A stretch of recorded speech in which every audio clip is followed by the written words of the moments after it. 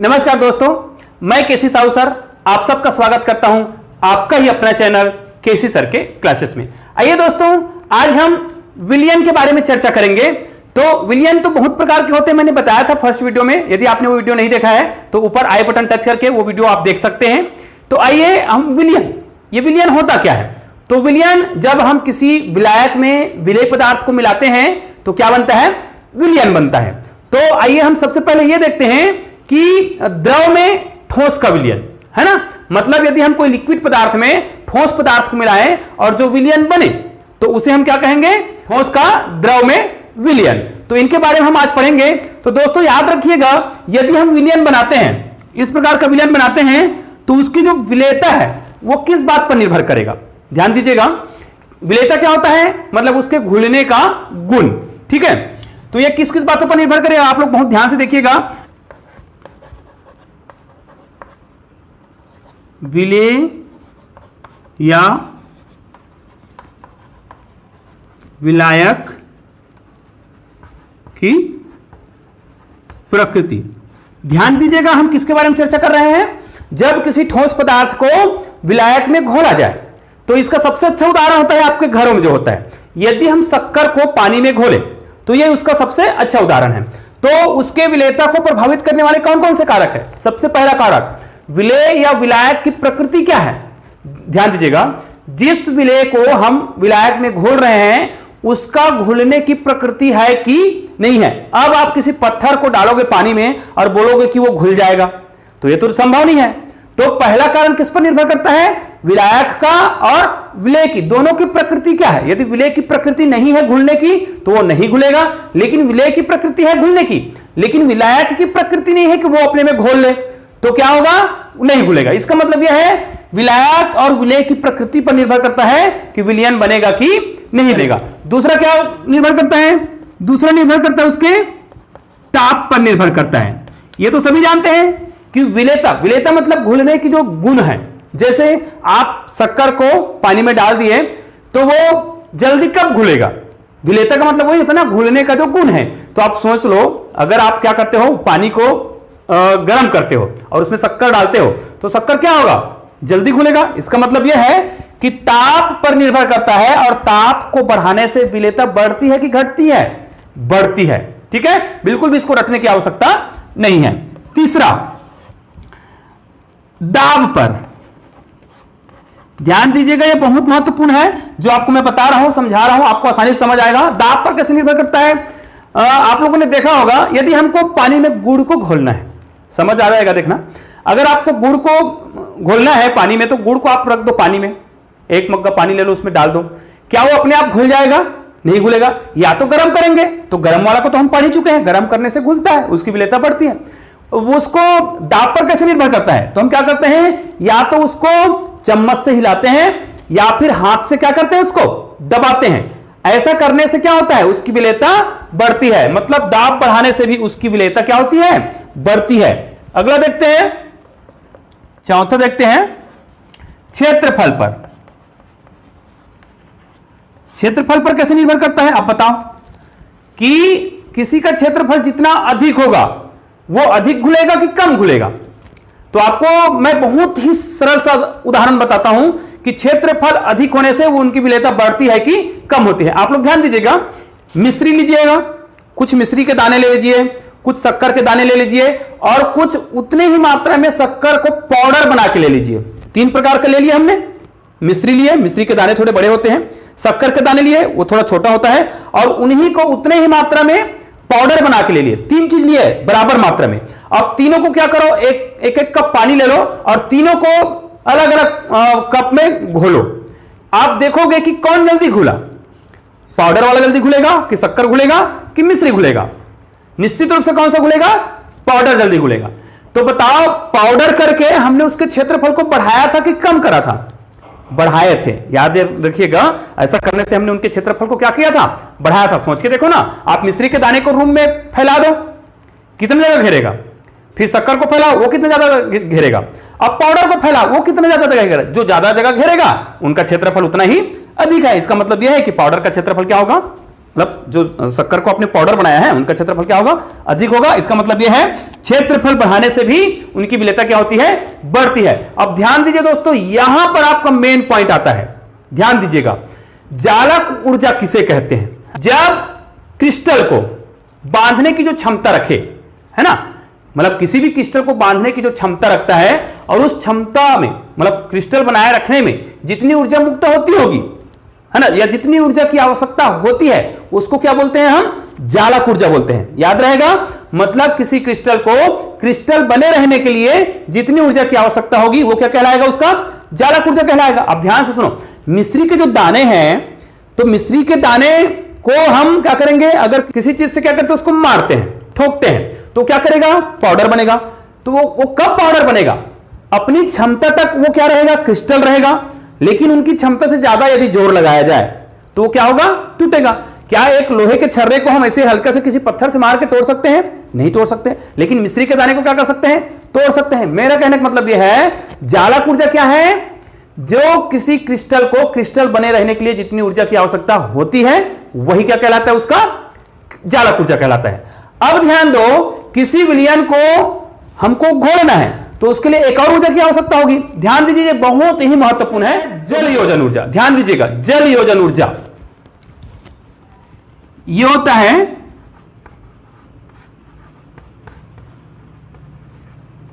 जल योजन ऊर्जा। हमने एक ऊर्जा तो पढ़ लिया, जालक ऊर्जा। जालक ऊर्जा किसको बोलते हैं, क्रिस्टल को क्रिस्टल बने रहने के लिए जितनी ऊर्जा की आवश्यकता होती है ना, या क्रिस्टल बनता है तो जितनी ऊर्जा मुक्त होती है वही क्या है, उसका जालक ऊर्जा है। अब जल योजन ऊर्जा क्या है जी, जब हम किसी क्रिस्टल को जल में घोलेंगे तो दो ऊर्जा टकराएगा ना, एक जल को घोलने के लिए जो ऊर्जा चाहिए, मतलब जल जो है क्रिस्टल को घोलने के लिए जो ऊर्जा लगाएगा, और एक क्रिस्टल जो है क्रिस्टल को क्रिस्टल बने रहने के लिए ऊर्जा लगाएगा। मतलब मान ले जाए मिश्री के दाने जो है को पानी में हम डालते हैं तो मिश्री नहीं घुलना चाहेगा, वो जालक ऊर्जा होगा। और मिश्री को जो घोलना चाहेगा वो क्या कहलाएगा, जल योजन ऊर्जा कहलाएगा। इसका मतलब क्या समझ आया कि किसी पदार्थ की विलेयता कब बढ़ेगी, इसमें ध्यान दो। मतलब कोई पदार्थ जो है घुलनशील कब होगा, मतलब हमने उसको विलयन में डाला, किसी विलायक में डाला तो वो घुलना चाहिए, तो वो घुलनशील कब होगा। ध्यान दीजिएगा, इसको बहुत ही महत्वपूर्ण समझते हुए याद रखिएगा कि जालक ऊर्जा का मान जल योजन ऊर्जा से ज्यादा होगा कि कम होगा, तब घुलेगा। ध्यान दो, अब जालक ऊर्जा क्या है, उसको क्रिस्टल बनाए रखने के लिए उत्तरदायी होता है। जल योजन क्या होता है, उसको घोलने के लिए उत्तरदायी होता है। तो अब बताओ कि जालक ऊर्जा का मान अधिक होगा तो घुलेगा कि जल योजन ऊर्जा का मान अधिक होगा तो घुलेगा। निश्चित रूप से अगर जल योजन ऊर्जा का मान अधिक है किससे, जालक ऊर्जा से, तो क्या होगा, वो घुलेगा। और यदि जालक ऊर्जा का मान अधिक है किसके, जल योजन ऊर्जा से, तो वो नहीं घुलेगा। जैसे एक पत्थर को हम क्या करते हैं, पानी में डालते हैं तो पत्थर जो है पानी में नहीं घुलता है। क्यों नहीं घुलता है, क्योंकि पत्थर का जो जालक ऊर्जा है ना, क्रिस्टलन ऊर्जा बोलेंगे, क्रिस्टलन एनर्जी, वो क्या होगा, जल योजन ऊर्जा से अधिक होगा। ये एक और चीज मैं बता देता हूं, ये जल योजन ऊर्जा होता है और एक और होता है विलायकन ऊर्जा। बच्चे इसमें बहुत ही कंफ्यूज रहते हैं कि विलायकन ऊर्जा क्या है और जल योजन ऊर्जा क्या है। तो ध्यान दीजिए, दोनों एक ही चीज है लेकिन थोड़ा सा डिफरेंट है।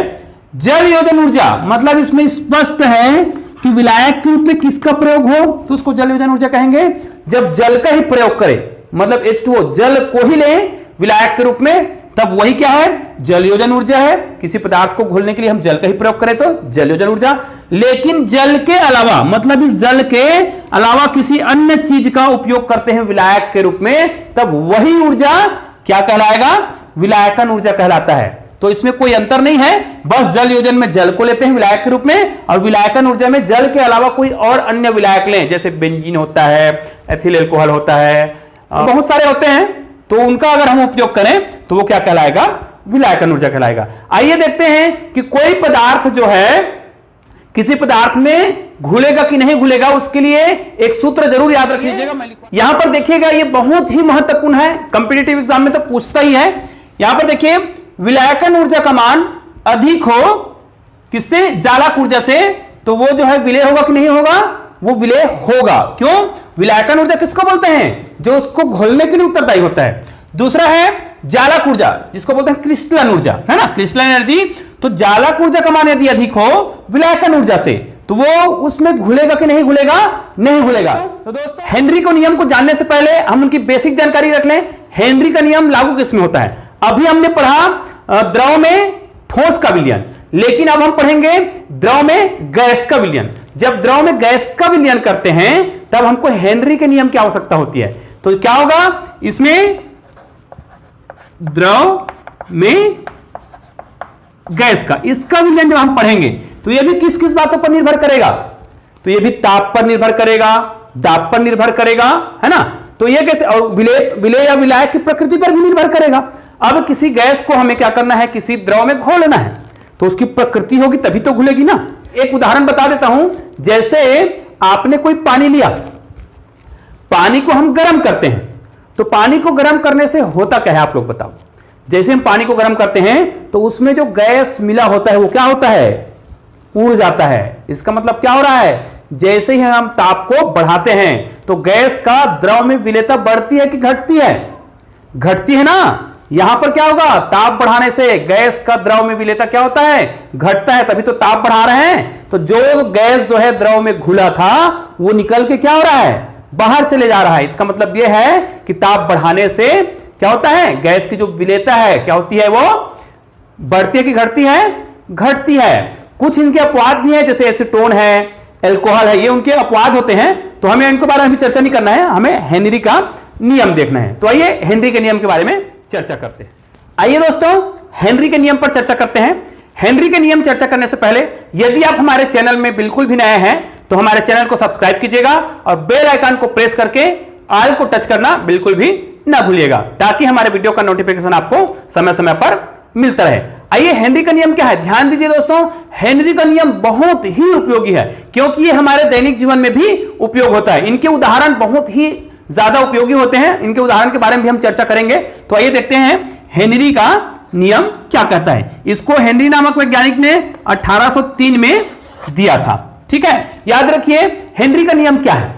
इसके लिए आवश्यक है ताप स्थिर होने चाहिए। ध्यान दीजिएगा, स्थिर का मतलब समझते हैं ना कि ताप क्या है? नियत रहना चाहिए, उनको कम ज्यादा नहीं करना है। ताप स्थिर हो और आयतन निश्चित हो, मतलब एक निश्चित आयतन लेना है। निश्चित आयतन का मतलब, स्थिर का मतलब समझते हैं ना कि उनको बढ़ाना नहीं है, कम ज्यादा नहीं करना है। और निश्चित आयतन का मतलब क्या है? एक निश्चित मात्रा में लेना है। जैसे हमने 1 लीटर लिया है तो 1 लीटर ही लेंगे। ठीक है, निश्चित आयतन लेना है। तो स्थिर ताप पर और निश्चित आयतन पर किसी गैस का जो क्या है? विलेयता है। ध्यान दीजिएगा, किसी गैस का विलेयता जो है वो किस बात पर निर्भर करता है? उस गैस का उस द्रव पर डाले गए दाब के समानुपाती होता है। याद रहेगा, स्थिर ताप पर किसी निश्चित आयतन के गैस की जो विलेयता है वो गैस का उस द्रव पर डाले गए दाब के समानुपाती होता है। इसका मतलब क्या हुआ कि यदि हम इसको सूत्र रूप में लिखना चाहें तो हेनरी के नियम को सूत्र रूप में लिखना चाहें तो क्या लिखेंगे? ये मान ले जाए एम होगा, ये समानुपाती होगा, और ये क्या हो गया? पी। ये पी क्या है? उसका दाब है। क्या लिखा है? जो विलेयता होती है ना, ये विलेयता है वो किसके? दाब के समानुपाती होती है। ठीक है, इसका मतलब जब इस समानुपाती चिन्ह को हटाएंगे तो क्या होगा? यहां पर बराबर लगेगा और यहां पर के एच होगा। इसको बोलते हैं हेनरी स्थिरांक। समझ आ गया? ये होगा हेनरी स्थिरांक। जहां ये दोनों क्या क्या चीज है उसको लिख लेंगे। जहां एम क्या है? ये होता है स्थिर ताप पर गैस की विलेयता। अब विलेयता मतलब क्या है? उसका द्रव्यमान ही कहेंगे ना, कितना द्रव्यमान उसमें घुल रहा है। यहां पे आप द्रव्यमान भी लिख सकते हो, चाहे तो विलेयता लिखते हो तब भी चलेगा। ये द्रव्यमान है भाई, द्रव्यमान या विलेयता।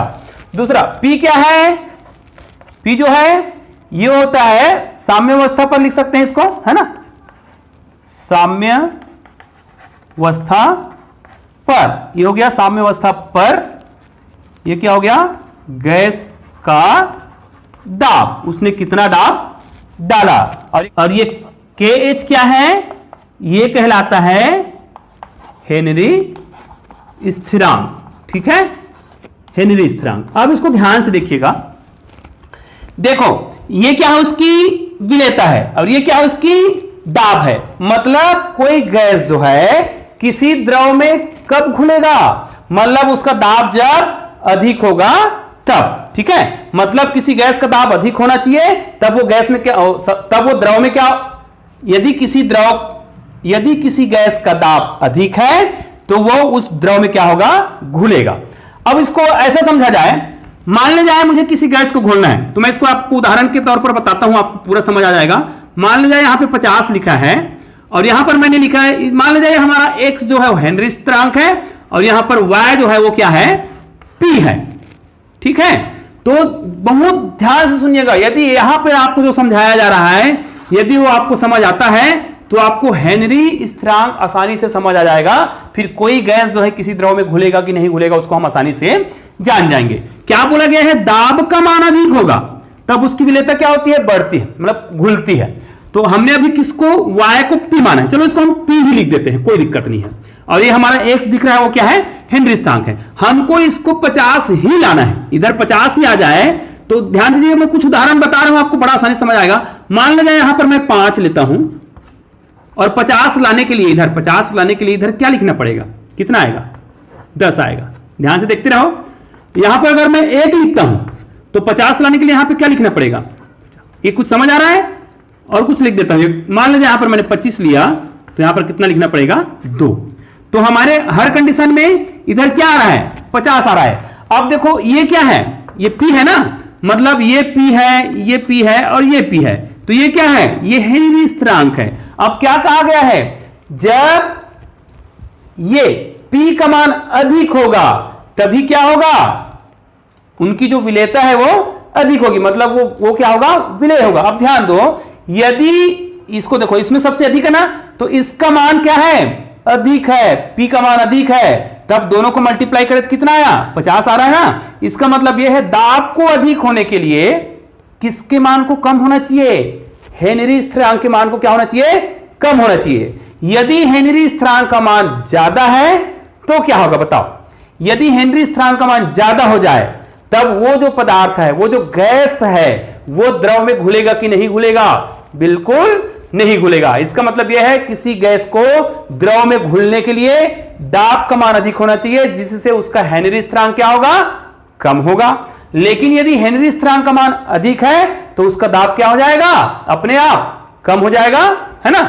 तो इस नियम का प्रयोग करके हम किसी गैस को द्रव में घोल सकते हैं और इसका उपयोग कर सकते हैं। यदि हम हेनरी के नियम को मोल प्रभाज के रूप में व्यक्त करना चाहें तो क्या होगा, ध्यान दीजिएगा, यह बहुत ही महत्वपूर्ण सूत्र है जो आगे चलकर राउल्ट के नियम में उपयोग होगा।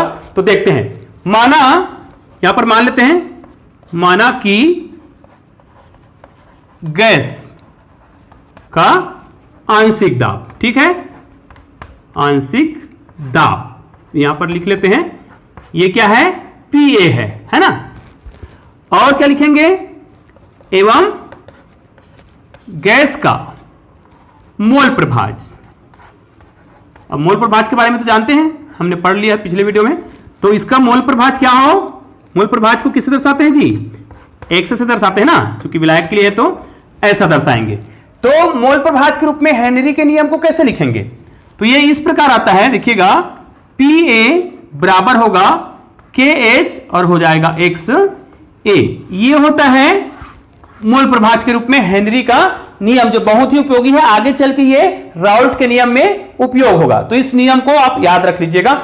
आइए अब हम हेनरी के उस चार्ट को बनाते हैं जिसके आधार पर कुछ गैसों का उपयोग हम जब करते हैं तो इन नियमों का प्रयोग करते हैं, इनके हेनरी स्थिरांक का उपयोग करते हुए उन गैसों का क्या करते हैं हम लोग, उपयोग करते हैं। जैसे गोताखोर जब समुद्र के नीचे जाता है तो किस प्रकार के गैस को अपने साथ ले जाता है। तो आइए चर्चा, हेनरी स्थिरांक के बारे में बहुत ही सावधानी से देखते हैं और बहुत ही आराम से चर्चा करते हैं, जो बहुत ही उपयोगी है।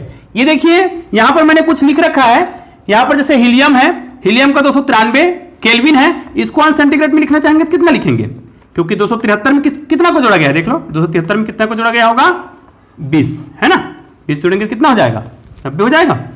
इसमें कितना जोड़ा हो गया, ये भी 293 है तो ये भी कितना होगा, 20 अंश सेंटीग्रेड है ये, इसमें भी कितना 20 अंश, और इसमें कितना है 30 अंश। ठीक है, ये भी कितने का है, ये भी 20 अंश है। ये किसके लिए है, 303 है, मतलब यहां पर कितना 30 अंश सेंटीग्रेड, और ये कितना, ये 25 अंश सेंटीग्रेड के लिए है। ध्यान दीजिएगा, हमको इनसे मतलब नहीं है, हमको मुख्य रूप से इनको ध्यान देना है। ये तो मैं आपको बता रहा था कि 273 में कितने को जोड़ा गया तब ये आया है, मतलब ये 20 अंश सेंटीग्रेड के लिए है ना। अब देखो ये हीलियम का जो हेनरी स्थिरांक है ये बहुत उपयोगी है, ये बहुत ही उपयोगी है। क्यों, क्योंकि इनका उपयोग होता है, गोताखोर लोग इसका उपयोग करते हैं। देखो ये हो गया और ये हो गया, इनका क्यों उपयोग करते हैं या नहीं करते हैं, इनका क्यों उपयोग करते हैं, ये सब आपको दिखेगा। तो देखो इनका सबसे अधिक है और इनका सबसे कम है।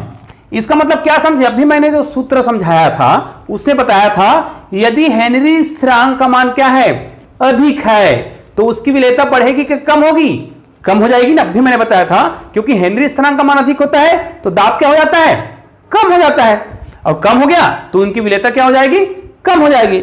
यहां पे देखो हीलियम का ये होता है 144, मतलब 144.97, ये क्या है उनका हेनरी स्थिरांक है, किसका, हीलियम का।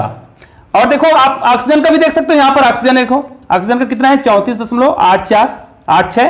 और ऑक्सीजन का दो प्रकार का होता है, एक तो 20 अंश सेंटीग्रेड के लिए और 30 अंश, उसी प्रकार नाइट्रोजन का भी होता है 20 अंश के लिए और 30 अंश के लिए। आपको ध्यान देना है ये जो दोनों हैं, ये दोनों लगभग समथिंग है। देखो 10 अंश का टेम्परेचर करें इसमें, देखो ये इसका है और इसका है, मतलब दोनों ही किसका है, नाइट्रोजन का है। तो टेम्परेचर को 10 अंश बढ़ाए हैं तो इसमें भी लगभग 10 की वृद्धि हो गई है। देखो 10 से ज्यादा होगा ना, 10-12 का वृद्धि हुआ है, इसमें भी वैसे ही होता है। इसमें टेम्परेचर में कितने की वृद्धि हुई है, 10 अंश सेंटीग्रेड, तो इसमें भी कितने की वृद्धि हो जाती है, लगभग 12 की वृद्धि कर देते हैं। ऐसा करके ट्रिक करके आप लोग याद करोगे तो आसानी से क्या हो जाएगा, ये याद हो जाएगा। ठीक है, अब हम मेन चीज पर चर्चा करते हैं। जैसे हीलियम का हेनरी स्थिरांक कितना है, 144.97, इसका मतलब इसका मान अधिक है। और देखो कार्बन डाइऑक्साइड का कितना है 1.67, सबसे कम किसका है, इनका है। इसका मतलब इनकी विलेयता क्या है, जब हेनरी स्थिरांक बहुत कम है इसका मतलब उसमें क्या होगा, दाब जो है बहुत अधिक होगा। जब इसको हम किसी चीज में घोलेंगे तो वो घुलेगा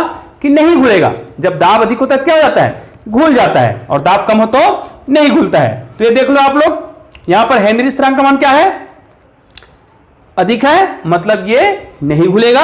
और ये क्या है, इनका हेनरी स्थिरांक का मान बहुत कम है, इसलिए इनका दाब अधिक होगा तो घुल जाएगा। आइए अब हम कुछ प्रश्नों पर चर्चा करते हैं जो बहुत ही उपयोगी। अब हम हेनरी नियम की कुछ सीमाएं हैं उसको देख लेते हैं, ये बहुत ही उपयोगी है, इसको आप लोग याद कर लीजिएगा। हेनरी नियम की सीमाएं मतलब हेनरी के नियम कब कब लागू होगा। तो सबसे पहले ध्यान दीजिएगा, कम दाब एवं उच्च ताप पर ही ये लागू होता है। ठीक है, गैस का जो संगुणन या वियोजन, मतलब गैस में वो क्या नहीं होना चाहिए, मिलना नहीं चाहिए या फिर वियोजित नहीं होना चाहिए, ये भी उनकी शर्तें हैं। तीसरा है गैस का विलायक में कोई अभिक्रिया नहीं हो, मतलब गैस को जब हम किसी विलायक में डालें, अभिक्रिया कराएं, तो वो कोई अभिक्रिया नहीं करना चाहिए, तभी हेनरी का नियम लागू होगा। तो आइए इसके लिए हम कुछ देखते हैं उदाहरण। अब आप बहुत बेहतरीन उदाहरण है, ये पेपर में आता ही आता है। जैसे आपने सोडा वाटर के बारे में सुना होगा, सोडा वाटर का जो बॉटल को हम लोग खोलते हैं तो तीव्र वेग से बाहर की ओर फेंकता है।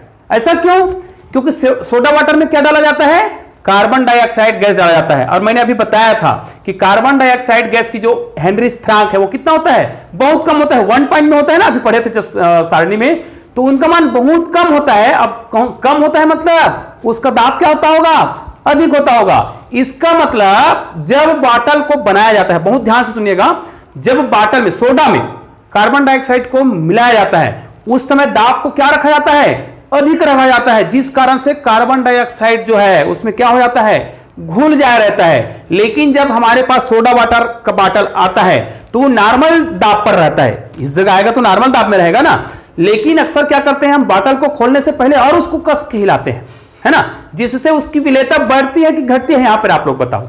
सोडा वाटर के बॉटल को जब हम हिलाएंगे तो कार्बन डाइऑक्साइड की जो विलेयता है वो बढ़ेगी कि घटेगी, घटेगी ना, बढ़ती तो कार्बन डाइऑक्साइड उसमें और घुल जाता, कम होता है, विलेयता जो है क्या हो जाती है, घट जाती है।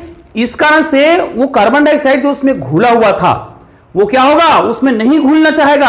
अब नहीं घुलना चाहेगा मतलब क्या है, जैसे ही हम ढक्कन को खोलेंगे तो वो जो कार्बन डाइऑक्साइड घुला हुआ है वो नहीं घुलना चाहता ना, तो तुरंत क्या होगा, वो बहुत तीव्र वेग से बाहर निकलेगा, क्योंकि उनका जो विलेयता है वो क्या हो गया है, कम हो गया है, क्योंकि उनको अधिक दाब पर उनको पैक किया गया था और हमने उसको खोलने से पहले भी क्या किया, बहुत जोर से हिलाया, जिनसे उनकी विलेयता क्या हो गई, कम हो गई। इसलिए सोडा वाटर को जब हम खोलते हैं तो वो क्या होता है, बहुत तीव्र वेग से निकलता है, उनकी जो कार्बन डाइऑक्साइड गैस है वो। ठीक है दोस्तों, याद रखिए समुद्री गोताखोर जो है जब समुद्र के नीचे जाता है तो क्या करता है, वो अपने साथ हीलियम युक्त गैस ले जाता है, नाइट्रोजन युक्त नहीं ले जाता। क्यों?